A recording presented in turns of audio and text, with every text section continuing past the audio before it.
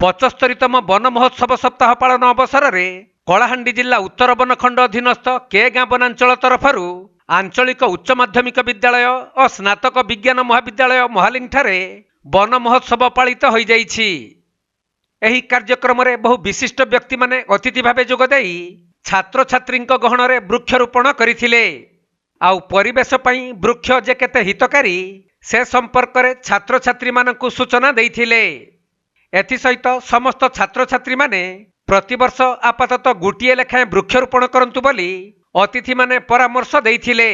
प्रत्येक माँ मैंने घरे गोटे गोटे गछ लगे बोलिक से नारा देते तेणु आमको सजग रही निहाती जरूरी। दीर्घ 2-3 वर्ष तले आपण मैंने जानिथिबे जे आमको गोटे संक्रमण रोग आइला कोविड, जोटा कि कोविड रे गोटे गोटे घर ध्वंसी जाइए, पृथ्वी हाव हाव होगा ताकू बचाइवाई हेले एकमात्र सहारा हूँ वृक्षरोपण। एणु आजिका दिन में मु समस्त को निवेदन करी जे समस्ते शपथ नेवा दरकार जे आमे बंचीचु माने आम गछ गोटे बचाइबा।